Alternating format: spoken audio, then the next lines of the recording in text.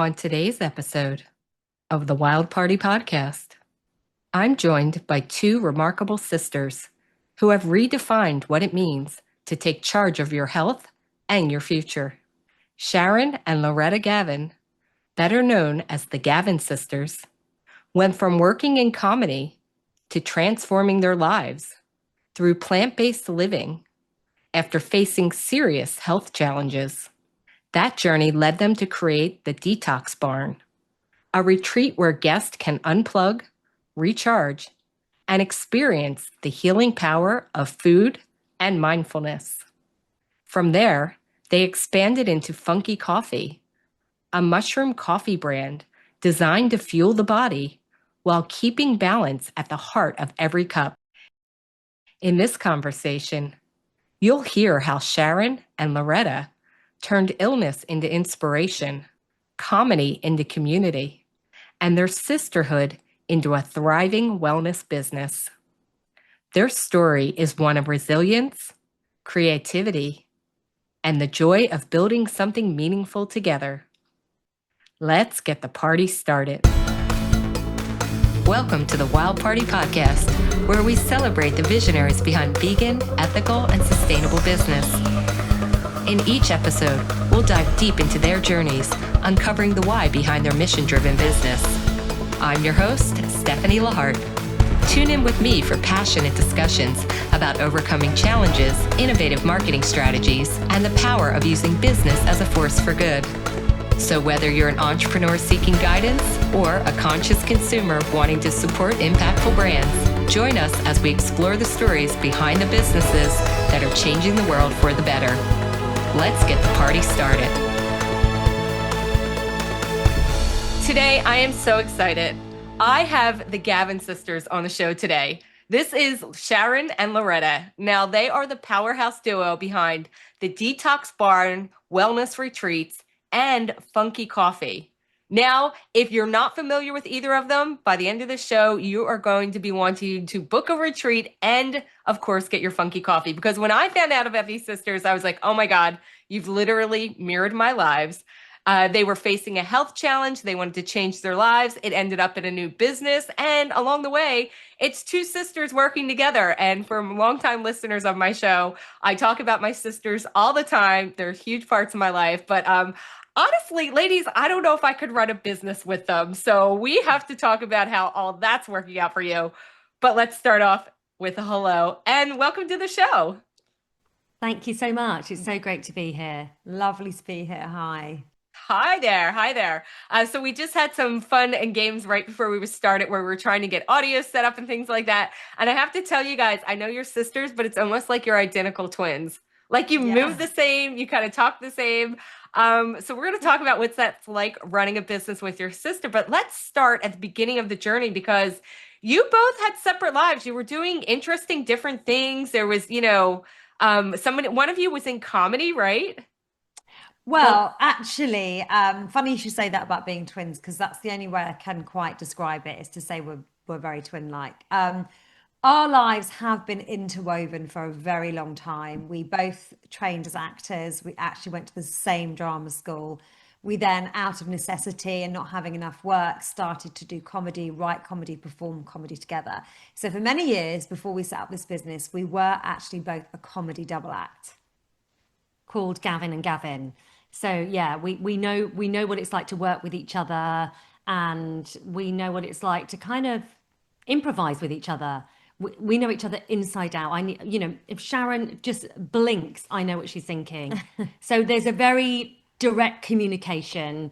There's no dancing around. If something's not right, we just say it's not right, Well, that makes total sense. I've been all over your Instagram following you both along since I was introduced to you. And I'm like, these ladies have a really special relationship. And so it's no surprise when the health challenges started to come up that, you both dove in and thought, we need to change our lives. So I'm your age. I'm 55. So I get it. Like we're at that transition point in our lives where we kind of look overall and say, am I living the life I want? So take us back to when the health issues started to bubble up, that you really started to look overall at like what was going on in your lives and how you wanted to change it.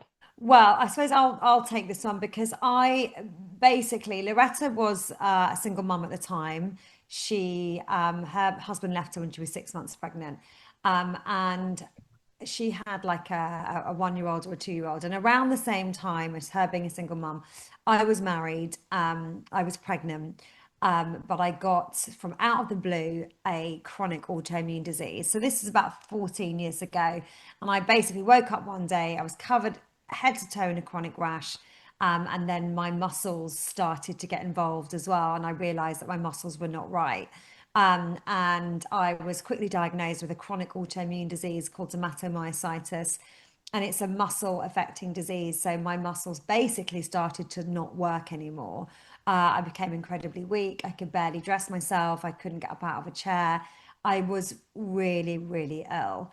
I was put on a lot of immune suppression drugs, which basically suppress the immune system. So it's just about functioning, but stopping it attacking itself. So it's a bit of a long journey, and it got me a bit better, the drugs, but not 100%. I'd say 50%. Nothing really worked for the skin. There was a skin involvement as well. So I wasn't in a very happy marriage. It was very fight or flight. And when my son was a year, I decided that I'd had enough. And so I moved in with my sister, and she was already a single mum. And as I started to get a little bit better, as the drugs worked a little bit, we then started to go, okay, we've got to get you off these drugs and get your life back. Like, what else can we do that's going to help? And that's where it started. So I started to, and Loretta as well, doing loads of research, finding other people online that had chronic autoimmune diseases and finding people that got better, and then looking very closely at what they did. And they had correlating factors, the people that I found that had kind of become symptom free. They eradicated toxic stress from their life, and mine was being in a very unhappy marriage. They became nutrient dense, plant based, the ones that I looked at, not all of them, but most of them. They cut processed foods, they cut alcohol. So at this stage, when I looked at what they did, I was like, oh, blimey, it looks like I'm going to have to become like a miserable teetotal vegan. My life's over. But it kept coming back to me, that what if it worked? And I went to my sister and I said, look, if I'm going to be this miserable teetotal vegan, then you're going to have to do it too, because I'm not doing it alone. Yeah. And that's when Loretta hopped on. Yeah. So I joined her. And I have to say, it was quite interesting because I knew at that point in my life I needed the energy because I was looking after Sharon, I was looking after my little girl, I was looking after her little boy, and I was exhausted. So I knew I needed energy, and I said to Sharon, "Okay, I'll do it with you, but if we are going to do this, let's make this the best thing we've ever done, and let's throw everything at it." And I don't want your listeners to think, oh, we did all these changes and then all of a sudden, miraculously, everything changed, because it didn't. It took time, it took energy. We didn't do it all at once. We started one thing, we gave up alcohol first, and then saw how we felt.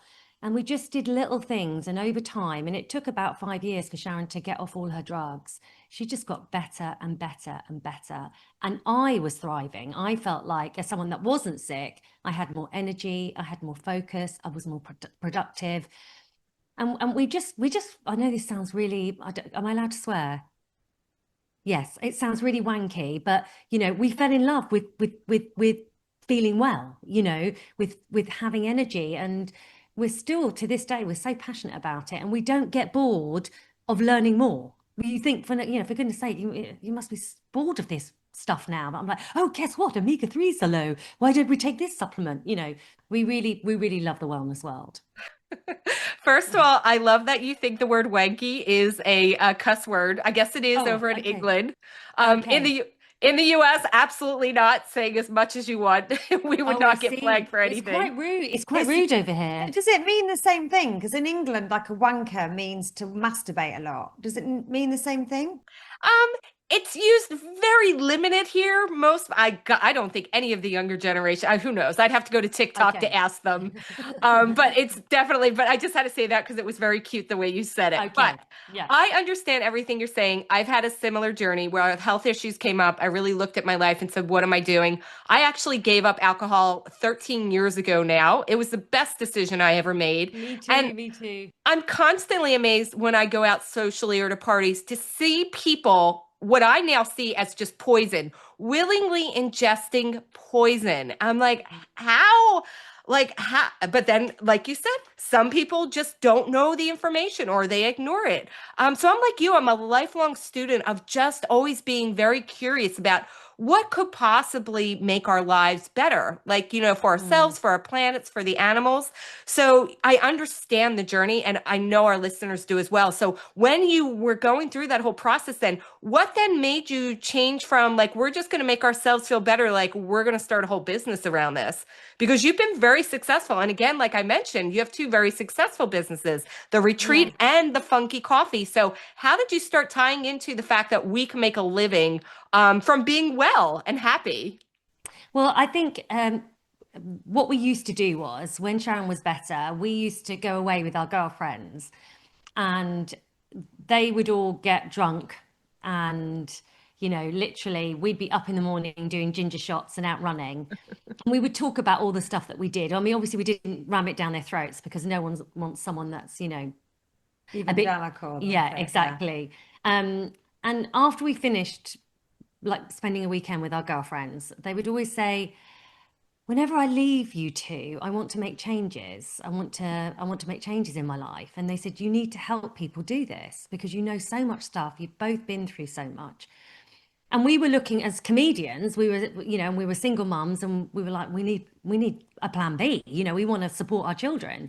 And we were looking for a plan B. We were looking for something else to kind of support the comedy. And it kind of was staring us in the face. So we thought, why don't we do a retreat that encompasses everything that me and Sharon have done. So it's all plant-based nutrition, digital detox, alcohol-free, but also we have workshops where we teach people about changing habits, changing their life, how to become the person that you want to be, all that kind of stuff, as well as yoga and everything else. So we just created a retreat that we would like to go to, and we also integrated fun and comedy and laughter. So it was a kind of Yeah, a I bit think. different, really. Yeah, sorry. Yeah, no, I was going to say, I think it has grown from the initial retreats that we've done. Was what we did workshops, we shared what we'd learned. But I suppose as the years has gone on, and we've got our own podcast now where we've interviewed like amazing authors and leading thought leaders in the wellness world. We now, take the best bits of what we've learned from them and we inject that into our retreats as well. So they are getting a retreat, but they're also getting like the best parts of the podcast that we've learned. And as Lauretta said, we didn't want something too worthy, too judgy, too heavy for people. Here in the UK, the yoga retreats, they can be a bit serious. So we wanted to really, retain our sense of humor, and create an environment where you can really take stock and think about how do I want to live? And going back to your alcohol point, Loretta and I, couldn't agree with you more. That kind of giving up alcohol 14 years ago, 13 years ago was the best decision we've ever made. I only wish I hadn't done it sooner. And now I'm quite angry with the whole alcohol movement and how it's forced upon us. Socially, it's accepted. We've got teenagers now, and we're seen as a bit weird for sort of wanting to protect them and not wanting them to drink. It's a known number one carcinogenic, as the same as tobacco. Yet we almost encourage young people, teenagers, to drink it. It is a poison. The government has told us this. So we're really, really passionate about the sober movement, and I think it led to the biggest changes. Just that one change, it gave me my life back, my energy back, just not having alcohol in my life. I fully agree with you. And the sober movement here in the US has really been picking up a lot of energy these last few years. I'm in Los Angeles. We have entire AKA liquor stores that are all non-alcoholic, which is amazing to Wow. me. I love, yeah, Yeah. it's the whole store is just based around having a beverage that you could have in a social situation that's entirely alcohol free. And people are really, gravitating towards it. In fact, I believe there's even one bar here that is entirely alcohol free. It's like, that's great because you're right. It is a poison. It doesn't make you feel better. People are like, it relaxes you. It's like, no, it numbs you. And I'm very much at a point in my life, and I can feel like your sisters are as well, that it's like, I want to experience everything. I don't want to be numbed from my life. Mm. when, life is very short and fleeting. So you have your wellness retreat going on then. How then did you then transition to having a product-based business as well? Because I've been really interested in your Funky Coffee. First of all, I'm like, that sounds delicious. I was kind of late to the coffee game myself anyway. I didn't even start drinking coffee till I was in my 40s. But I love the fact that I could have a morning beverage like that would also energize me. So tell me then how you transitioned into actually having a product-based business and what that journey was like. Well, I suppose as the retreat business grew, it's very much a part-time business. We only run them once a month. We were looking to expand and we were like, okay, what else can we do? And I suppose the coffee ties into when I first had to give up everything. I was always a coffee drinker, loved coffee. At the time, the science was saying like coffee is quite heavy on the system. So I had to give up coffee. But I've got to be honest, I was really quite miserable without coffee. Like everything else, I was fine. The alcohol, I was really joyful. But the coffee, I never quite got over. I really missed it. And I missed the ritual. I missed going out for coffee. And I missed that buzz it gave me. So a few years down the line, once I was really starting to heal and get off all the drugs, I was like, oh, maybe I'm going to relook at coffee. And so I thought, well, if I'm going to drink a coffee, it's going to be like the healthiest one I can find. And I found mushroom coffee. So when I say mushroom coffee, it's a proper ground coffee with mushrooms in it. So it's not a mushroom based coffee. It's a proper ground coffee that I was drinking like another person's brand. And then as we were kind of looking at expanding and doing what else do we want to do, we were like, okay, let's get our own mushroom coffee because I was really passionate about it once I started drinking someone else's. And then it was, I mean, it was a journey to try and find suppliers and mushroom suppliers and put it all together and learn. I'd I never think, launched a product. yeah, and we were quite naive. And I think probably in hindsight, that's probably quite a good thing. Because if we'd known, like, it is a big thing to launch a product. And I think not knowing what was involved is probably a good thing because I don't think we'd have ever done it.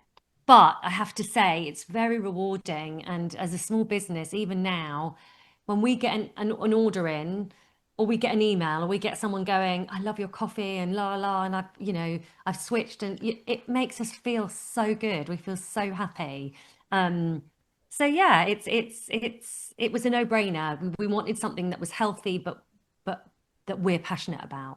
Right. So tell us exactly, like you said that you did have challenges at the beginning, figuring out sourcing and products and all this. Let's start with when you were making the actual blend. Like what was important to you is there actual coffee in it or is it entirely Yeah. mushroom? No, No. there's coffee in it. So it's triple certified organic Arabica coffee. So first of all, we had to find the coffee, and then we had to find a coffee that would blend well with our 7 mushroom blend. So we did a lot of tasting. We got lots of people to send us different coffees, and then we found a supplier to send us the mushrooms. And then we would add the mushrooms at various weights and to see how that would affect the flavor. And interestingly, life always turns out this way because when we were trying to do it, no one kind of knew what we were. They were like, "What? Mushroom coffee? What? Are you mad?" And then I spoke to one guy and I said, "This is what I want to do." And he said to me, "I know exactly what you want to do." He said, "I do this to my coffee every day. I add mushrooms to my coffee." He said, "I've got the perfect coffee for you." And he said, "I think this will go brilliantly." And he sent this triple certified organic Arabica coffee. We tried it, and that We was loved it. it. We Yeah, loved we it. smelt it. As soon as we smelt it, we were like, this is the one. It just smells amazing. It actually smells as good as it tastes. And we didn't actually even need to taste it. I mean, we did taste it and we were like, oh my God, it's amazing. And then we blended a mushroom at a 4.5% ratio. So it doesn't overpower the taste, but it's still there enough to give it a health kick. And we were lucky as well with the product because we could test it on our retreats. So we always serve Funky Coffee at the retreats. So we can get real-time feedback and people going, "Okay, I haven't crashed. It's 2 o'clock. Normally I've got the jitters and I'm really anxious, but your coffee is lovely." So we got that real-time feedback and we get that consistently, which is so nice. Yeah, so Loretta, you're actually trained as a natural vegan chef. So Yes. was it your background that really allowed you to understand which mushrooms you should use? Because, when we go to the store here in America, let me tell you, we see two kinds of mushrooms. We see a white mushroom, which I think is usually a crimini, and then there maybe a shiitake, but we don't have a Yeah. wide range. So how do you go into deciding like which mushrooms work and which mushrooms do you put in your blend?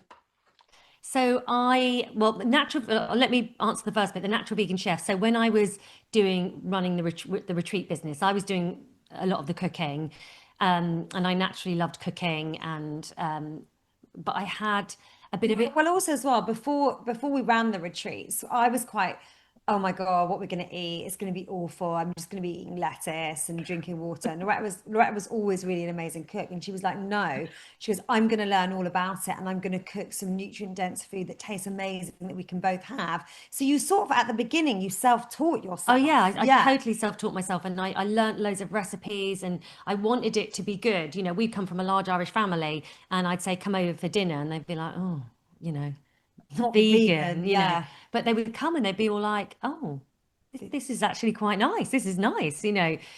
So I was cooking at the retreat, but I had a bit of imposter syndrome because I was self-taught.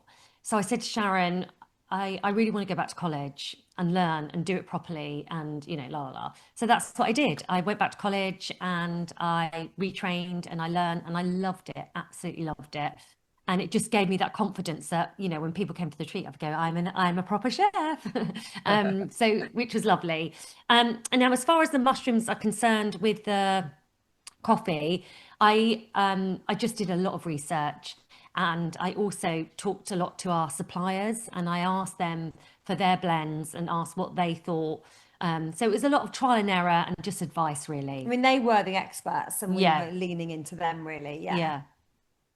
So what does it look like then when you were deciding to start up? Every business has startup costs and sometimes people look for investors or they bootstrap it. What did it look like for you ladies? When you decided to launch this portion of your business, you had your wellness retreat, but launching a product obviously takes capital. What was your next step then to actually get this going? Well, we did a really, really small order and we thought it was a soft launch. So we're just going to put it online and we're going to sell it at our retreats and we're not going to put any pressure on ourselves. And I'm really glad we did it that way, actually, because we didn't have tons and tons of stock and then think, oh my God, what are we going to do? We haven't sold enough. So I think we did 250 bags for our first order. So that completely took the pressure off. And we did everything really cheaply, I mean, yeah. everything ourselves, design, everything. Yeah. Yeah, no, I was going to say it was kind of low risk in terms of okay, how much is a few grand? Do you know what I mean? To get the first initial, 250 bags out, and we didn't go to branding agencies. Obviously, we sort of went to a local designer. We did it really kind of bootstrap, as you say. Now, as the business is growing and the orders are flying now, mainly through word of mouth.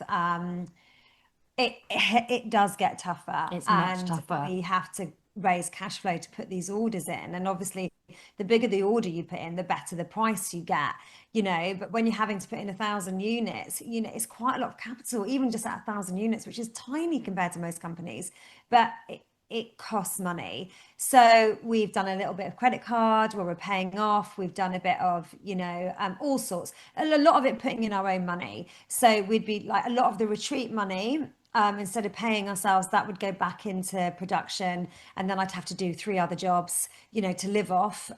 We still do comedy, we still do voiceovers. Yeah. So yeah. We basically, like any startup, I didn't want to get myself into loads of debt. I've been in debt before, but we had to just be really smart about it and go, okay, all the money that we earn from the retreat, let's reinvest that and then find other ways to earn money to live off. So that's kind of what we've done. Yeah, and you did something really smart from the beginning. You had this built-in audience already from your wellness retreats. So you were able to launch a product and get that real-time feedback, which is Yeah, so important. So people yeah. could really tell you, hey, this works, this doesn't work, and also kind of warms them up. So I was just looking at your Instagram recently, and I noticed that you were saying, well, like, wow, like we're seeing a real uptick in sales. Mm, Like where is this coming from? And I think you were talking about just the price in general of going out for coffee. So let me just Yeah. share with you in LA right now, for me to go down to the corner store, the corner coffee shop, and get like a latte, okay, latte sized, it is about $9.50. that is a Yes, lot. Well, so I it's understand the yeah. pricing issue. I mean, I remember back in the day, like when the big brand coffee shops launched and it was like $3 or $4 a cup, people were like outraged, right? We're talking $9.50 for a Yeah. cup of coffee. Girls, I do not go to coffee shops like rarely, rarely. In fact, if somebody like, invites me, I'm always like, I would rather not. And I hate feeling cheap about it, but I'm also like, do I want to spend 9.50 on a coffee? Like, what's the social? I look for like, what's the whole package? Who am I meeting with? How long is it? Like, what is my Yeah, yeah. my value there? It's so Yeah, crazy. yeah, yeah, But yeah. No, like, it's the same here. Like, for a I, coffee, it's like £4.25 for a coffee, which is probably about maybe $7, $8 maybe. And we got to a point. I used to love coffee. I love grabbing a coffee and walking. We do a lot of like our creative ideas, our thinking, walking, Loretta and I. And I got to a point where I was like, that's it. We are using our own coffee. We're going to put it in takeout cups. If we want milk, we'll make it ourselves. I cannot justify this anymore. I mean, even if I earn more money, I just don't know who can afford that anymore every day. I mean, they did have a bad Arabica coffee had a bad crop last year, and I think that's pushing the prices up. Whether they'll have a good crop next year and that will help the prices come down, I don't know. But it's But helping us. It's helping our business because yeah, we've definitely had. And as you said, we've tried the coffee at our retreats, but a lot of our subscribers are people that have been on our retreats and tried our coffee. And then this year we did loads of festivals. So we pop up stalls, so handing out tasters. It tastes so delicious that 9 times out of 10 we get a sale on the back of someone tasting it. So we're building very organically. We are though going to be launching 2 new products as well. This is our next stage. So it's quite exciting, but again, launching 2 new products, it's it does, you sort of think, oh my God, what am I doing? But we've done it before. We've got a really great supplier. We've got the keychain, so it will be good, but it's still difficult. yeah, there's always, navigating as far as like the cost of your ingredients to how much profit you need to make on it in order for it to be a business you can even sustain. So, things kind of went really crazy during the pandemic all over the world. How did you navigate, just supply chain, finding the right ingredients, and again, making sure it's cost effective enough that it's even worth it for you to put the time and effort into it? Because you do have to make a living. So, what kind of challenges have come up and what have been the solutions you've had to create? well, COVID, we hadn't launched the No, we product. hadn't launched the No. product, but Oh, obviously we couldn't run our retreats, so that was We did a lot of tricky. online stuff, and actually, it was quite good for us because it made us like the retreats were ticking along really nicely, and we didn't really think they just sold. We didn't really think about it. But then when lockdown happened, we were like, oh God, what are we going to do?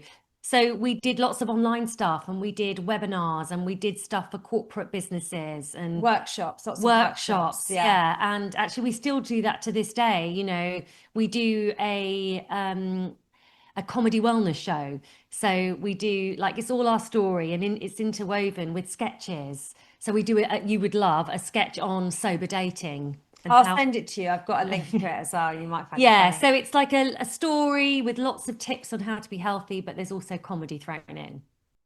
Oh, I definitely want to see that. Yeah. So I do, when I do meet new people and I'll say like, yeah, I'm a vegan and I don't drink. And I will follow it up usually with like, yes, I'm the most unfun person in the room. But the truth is, we are trained. It's ingrained in us to think that like, if you don't drink, you're no fun. If you don't eat all of the junk food out there, you're no fun. And I'm like, I feel better and I certainly look better than 95% of the other people here. In Yeah, fact, people always tell me when they meet me, they're like, I can't believe you're 55. You look like you're 30. What's your secret? And I'm like, well, I'm a leave it vegan and I there. don't drink. And their faces drop. They're like, oh, is that Yeah, the secret? I'm like, give it a shot, right? yeah, But yeah, so like how I want to talk to you about your marketing now. So a lot of this has been organic for you. Yeah. But your Instagram is awesome. I love your messaging. I love how you really, share the information. But what's been like kind of I think your marketing strategy with that, with how much information you're going to share, how much comedy you have to move in, and again, how do we make people realize that being a non-drinking vegan is actually super fun and awesome? We have to change our own personal branding about that. Yeah. yeah, Well, do you know what? A bit like Sharon and I, there probably wasn't much strategy. We're a bit ADHD. And I think one of the things we just held tight to is be yourselves, be authentic, and, you know, do it because you want to do it and you want to help people and you want to share a message. So there wasn't really, would you say there wasn't really a no, there wasn't a strategy? strategy. We were just like, okay, I think we understood that we needed to build our socials because obviously it's an easy selling platform. As soon as people buy into you, they're going to buy into your messaging and perhaps buy into your brand and then into your products. So we knew that was a strategy that works for companies, but we had no strategy in like, what do we share? We don't overthink it. I think that's our key strategy, Yeah. is that we don't overthink it. We jump on, we do a live, we have a little chat about, oh, what should we talk about, or what we learned this week, and then it's very free flowing. I think we have obviously background in stand up, so we're very good live. We're very good at just, and obviously nothing is as bad as stand up. And we're very good at kind of just mucking about and having a good time, but at the same time, shoehorning in some messaging. So there is no strategy other than post as much as you can, as long as you're not posting for the sake of posting. Sometimes I watch channels where they're just like posting because they've said they're going to do 3 posts a week, and it's just, it's laborious. But I think as long as you have something to say, then just get on there. Yeah, and I think you're definitely right where you said that you just do it very naturally. First of all, obviously your background in doing performances helps you a lot. But I've watched a lot of your Instagram reels, and that is the great thing about them. It's like it's very natural. I feel like you're talking to me like, I'm your girlfriend. And also it's very believable because you're not doing some kind of hard sell. And I think that's what a lot of businesses that I see these days is they go overboard now with the branding. Everything's like this very polished branding that looks to me a bit off-putting because it just seems very other. And I really Yeah. resonate with, I think homegrown brands like yourself, where I feel like it's people like me. I understand what they're about. And I think we're seeing more of a push towards that, a little bit moving away from this over branded kind of situation where everything is a logo, a color, Yeah. just Yeah. And I actually think the big brands are doing that now. What is it they call it? They call it something. It's like micro, there's lots of micro influencers now that are just normal people. They're not like, haven't got 100,000 followers. But they're saying they're more impactful than someone with, millions of followers who's being paid. So just getting lots of micro influencers. So, and getting them to share that actually believe in you, not because they're being paid. Yeah. Getting them to share is a lot more impactful than you know, paid content. absolutely. Yeah, absolutely. And so my main business is Boomtown Marketing. So I work with companies like yourselves and with influencers, to help craft those marketing messages. And here's what we see is that when you use, let's just say, a bigger influencer, I'm going to say, oh, a bigger influencer to me at this point is over 25,000 followers, right? What we find is that an initial sale will happen, but there's no longevity. There's no relationship built Yeah. because it looks very much like this is an ad. Whereas what we find with the micro influencers is that the sales growth is slower, but the longevity is there. Yeah. People Yeah. buy into it. They take, they build the relationship, and it's a longer life cycle, which as a company is what you need. Anybody can get a one-time boost. We used to call it the Oprah effect. But what's going to sustain you then in the second, third, fourth quarter, where you're still trying to run the business and you're like, well, we're not having those sales again. So I think it's very smart to do exactly what you're doing. So, then in the future, so you mentioned that you have potentially new products that are going to be coming around. But tell me, like, overall, like, what's your goal then for the wellness retreat and the products? Like, what is your message, I think, moving forward for the world of what are we going to see from the Gavin sisters? Well, we basically hit 50 and we were like, shit, I need a pension. So we need to kind of, maybe build something here.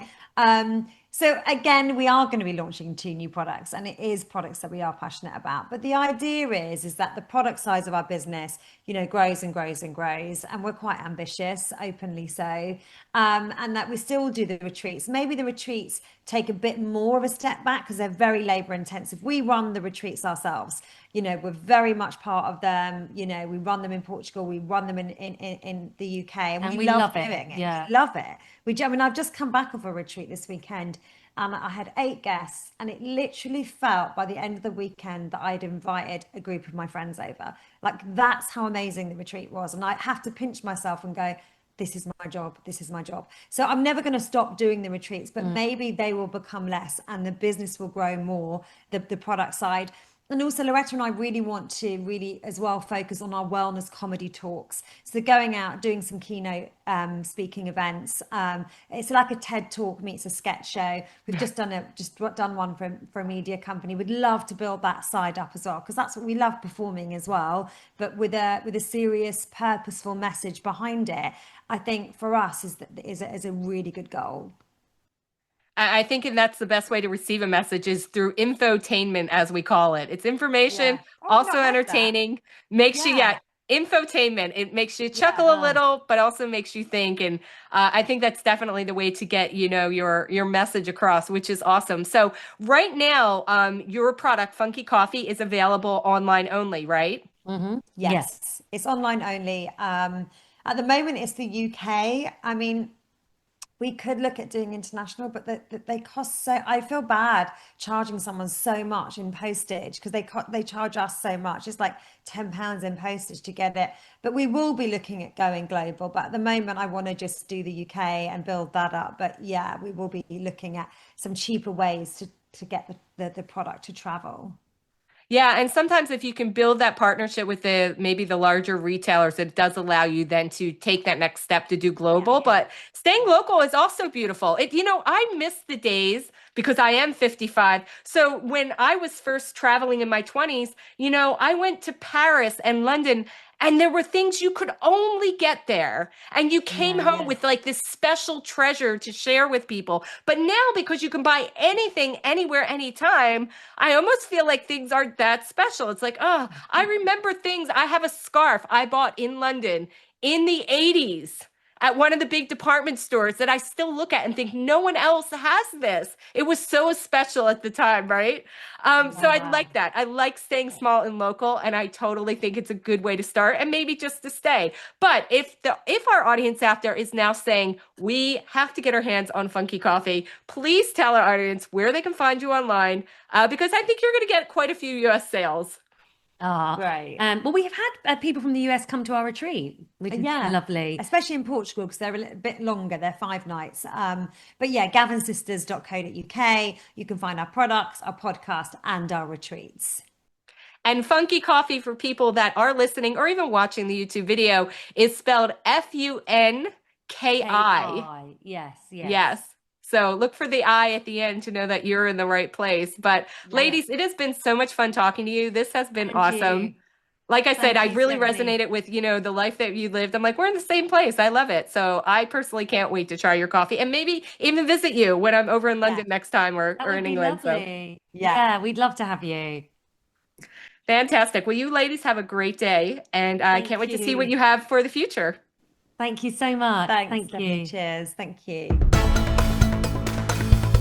Thanks for listening to the Wild Party Podcast. If you're an entrepreneur or professional who would like to be on this podcast, please visit boomtownmarketing.com and click on podcast. We believe that every business has the potential to change the world for good, and we want to support our community to help make the world more ethical, compassionate, and sustainable for all future generations to come. And if you're looking to build your business, no matter what level you're at now, request your free marketing consultation at boomtownmarketing.com and click Get Started.